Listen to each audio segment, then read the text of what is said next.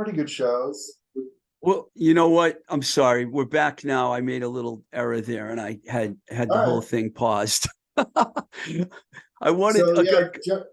Jerry's Kids broke up at the end of 1984. Our final show was at the Paradise, and Springer did How Much Art with us. We played How Much Art. Wow, And then really?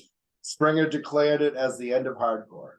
So Ah, it I was the heard end of that story. 1984. It was at the Paradise. Springer declared it the end of hardcore. People are like, I remember seeing young kids like, oh, what? You know, Oh, but it was time appropriate because everything started to kind of change. And so Rick went off to school, or he was in intense training or whatever. So he wasn't available to play music. So but then he had the itch like in 1986. He kept calling me up. It's like, Bob, I got all these songs. I'm like, okay. So we started jamming again, and our thing was the promo thing was Cured 1986. Jerry's Kids Cured 1986. So, and then by 87, we had some decent shows. We played the Rat. We'd set up like a TV set to show like video stuff that was appropriate for the Kill Kill Kill. Like on the cover of Kill Kill Kill, that actually comes from some like B movie called Nightmare. Kid chops off someone's head with an axe. Yeah, violence sells, I guess. I wanted to switch topics here for a second here and just move ahead, and then I want to talk to you about the Boston Hardcore Reunion. But before we get to that, I'm pretty sure this is before that. You spent some time playing with Gang Green. And if I'm not mistaken, didn't you do the West Coast tour when they opened for the Dropkick Murphys? No. Oh, you didn't.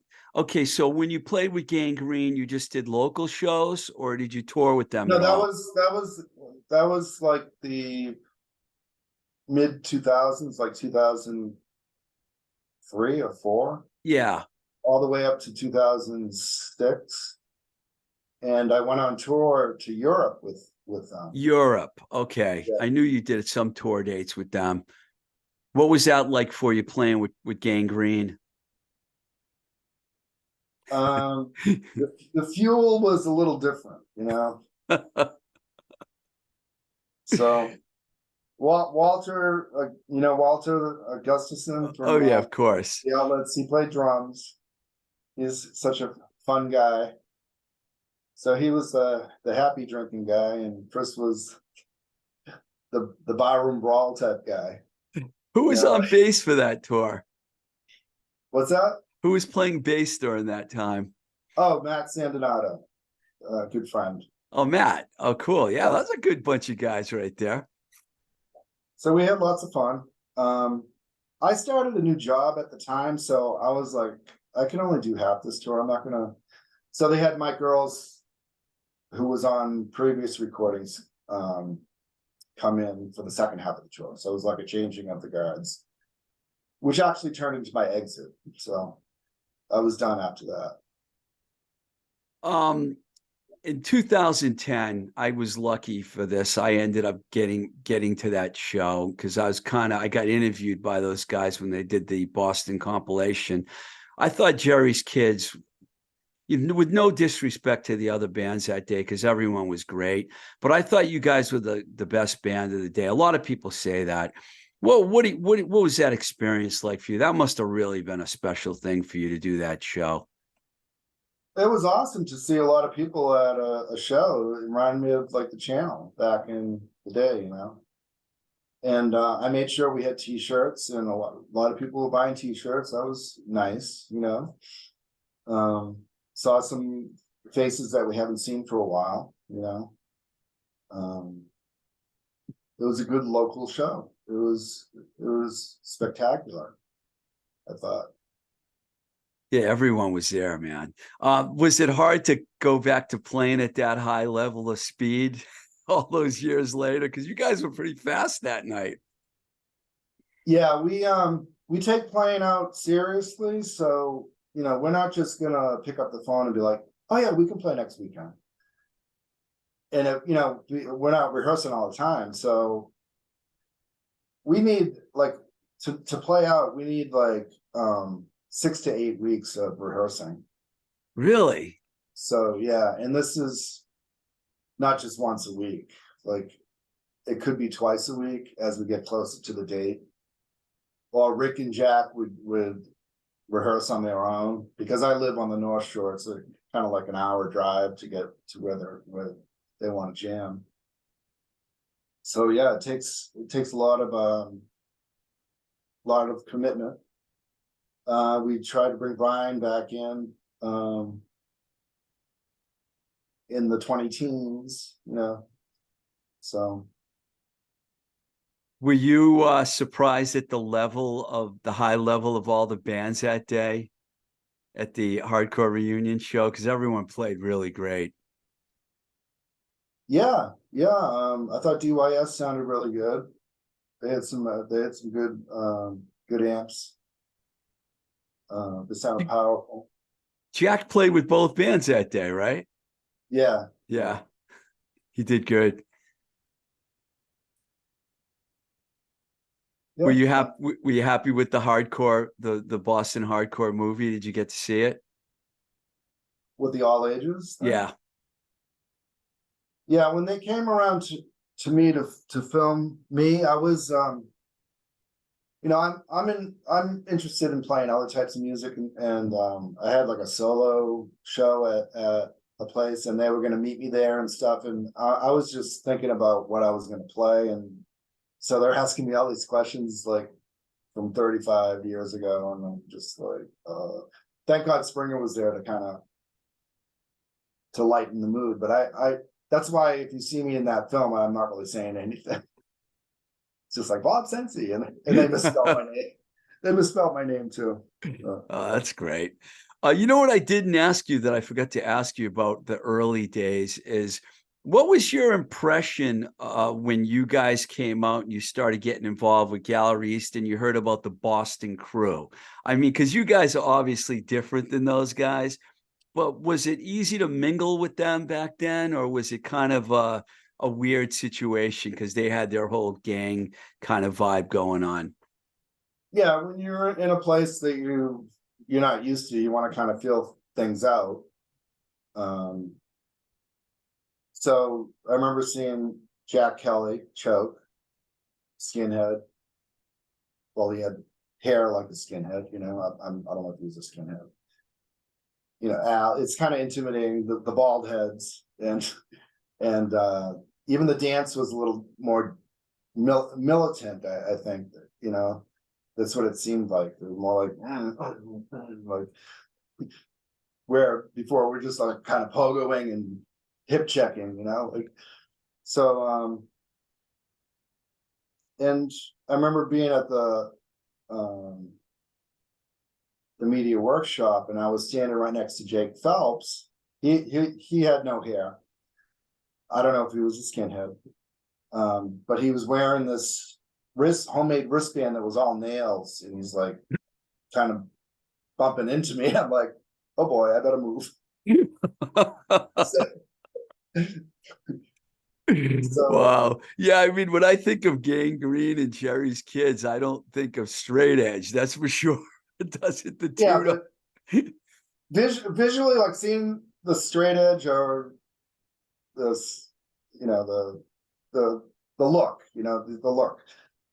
It is a little intimidating, but once you get to talking, it's just like regular people. And Al's very nice. I mean, I am so grateful for Al, because he would show up on Newbury Street and in his van, and he let us all, you know, kids are hanging out. He let a bunch of kids pile into his van, and we all went to New York to see the Bad Brains at CB's. Oh, you were on one of their trips with them. Yeah, Nice. yeah, that was unbelievable. That was like the best thing I've ever seen in my life, was Bad Brains at CBGB's. Wow, what so that must have been like 81 or 80, 82? 82, yeah. Wow. So when they moved to New York from DC, what? Yeah, So HR did a backflip. Like they did this music interlude thing. They went that sped up, boom, and he did like a backflip. And right when the boom hit, he landed on his feet. wow, So incredible. I saw Bad Brains, but not that early. I got to see him Eye Against Eye a little bit later than that. I wanted to talk to you about some, like, I know you've gone through different phases of music, like kind of almost rockabilly and things like that over the years, but it seems like you've kind of returned to punk now. Um, Almost Gone. I know you put that out in March 2020, I think, and you had a couple singles off of that. You got Bob from the FU's playing drums, yes, Earth Dog on bass. Do I know Earth Dog? um, probably not. He's from DC, and actually he just left the band. So we have a new bassist. His name's Ed Lynch. Ed So Lynch. we have some gigs coming up. So yeah, Earth Dog is Sean Knipke. I don't know how to pronounce his last name. But anyway, he moved on. He had to drive like an hour to rehearse, so Ed's a lot closer. So When did you start getting back into like full on like playing more punk songs and stuff? well with that band, everything I do, it's like people want to see Jerry's Kids. And I tell people I'm playing out, they're like, Jerry's Kids? It's just like it's you know, like every other word is Jerry's Kids. So it's kind of hard. But anyway, in 2015, I wanted to do punk, and I wanted it to sound like punk from the early 80s, like right when hardcore was kind of getting seeped in, like the music gets a little harder and faster. So that's what I was shooting for with that. So it's called Rockin' Bob Punk Band. I know I saw that. It's good. And I call it that name because it's not, because I was doing a lot of acoustic stuff. It's not Rockin' Bob Acoustic, it's Rockin' Bob Punk Band. Or when we play out, I go, I'm Rockin' Bob and these guys are punk band and we're gonna play. And like so it's fun. I made sure that the tunes had some good lyrics, catchy tunes, like early 80s style punk that's kind of kick-ass and not too much, not too heavy, kind of like there's the change in music where we're playing hardcore, they're like songs, they had verses and choruses, and then I think SSD kind of started to change that. It's more like just this power, ba-bum, ba-bum, like, so they changed up the formula. What's And then the Voodoo Lodge? What is that, like your own recording studio or? there's a friend that lives nearby, his name's Nif. He had a band, he's been in a bunch of bands, but the band I know him mostly from is the Silver Screams. Okay. And Earth Dog was the bass player for that band as well. Oh, okay. So he had a studio in his house. I checked out all these tunes again the last few days and I was reading the lyrics. You got some pretty outrageous lyrics. You wrote all those lyrics, right? Yes, yeah. What's going on with the song Private Jet? 'Cause I read those lyrics several times and I was trying to figure it out because I really love that song. I just don't know what you're talking about. Oh, it's kind of like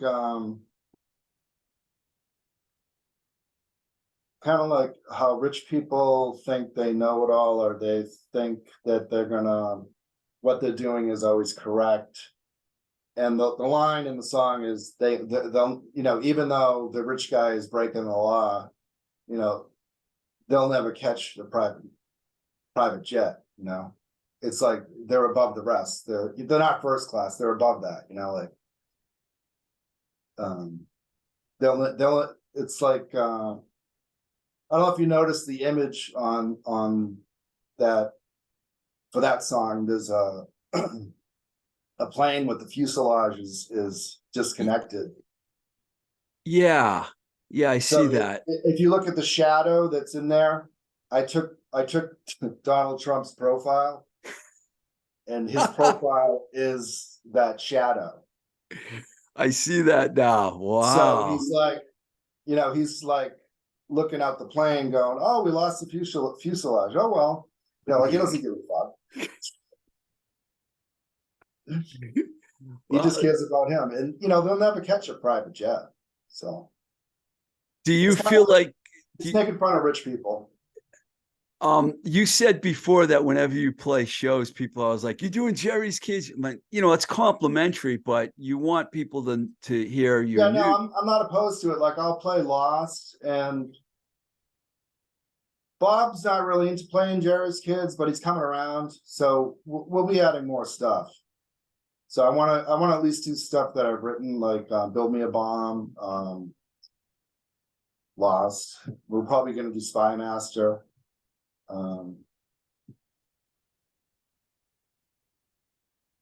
That's enough, really. That's cool. Yeah, you do. I like your stuff, man. It's great. I wanted to ask you some general questions, like when you were like as a guitar player, like, do you have guitar players that you looked up to back when you were young, or maybe that's changed as the years gone on? I mean, there are people. I mean, your style is like, you're a really fast, guitar player in the early days, but you can play a Yeah. lot of different styles. People that don't. I've heard a lot of your different kinds of, rockabilly and everything you've done, and you're very stylistically. Is there specific guitar players that you really like? James Williamson from the Stooges. Yeah. Greg Ginn from Black Flag. And I also like a lot of like blues players too. So Greg Ginn, that's interesting that you would pick Greg because he's all over the place, man. I mean, when I first heard about Black Flag in '82 or '83 or whatever, I just thought his playing was like so off the wall and progressive. I thought it was cool. How did you like how it went along when Kiera was in the band and they got more experimental? Did you like that stuff too? I didn't go beyond Damaged. Okay, so you didn't fall. Yeah, yeah. No, I keep looking for all the other stuff. In Yeah. fact, I don't really buy records. I just stream music. I just look stuff up and listen to it. I was going to ask you that. Is there any new stuff that comes out these days that's got your attention? You think something's new and it ends up being like 10 years old. Like I sent you a link to James Williamson Yeah. doing one of my favorite tunes. I got to write, and he's got some singer.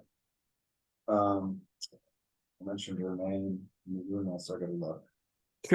Lisa Kurelek was a weird Yeah, name. if you got a chance, listen to it. The vocals are just I did. It's so great. awesome. Yeah. So you What? like the James Williamson version of the Stooges, I imagine, more so. No, I mean, I like both. It's just cool to hear someone that had a song so long ago, and he calls it relicked. So he's like revamping the song in his own way with other people, and it's just kind of cool because he's he's older and he's more developed more as a player, and then he's got this awesome vocalist. What was her name again? I'd have to look that up, but it was Lisa K, something like that. You did send it to me, and I did check it out, and I was like, wow, it's pretty cool. I will.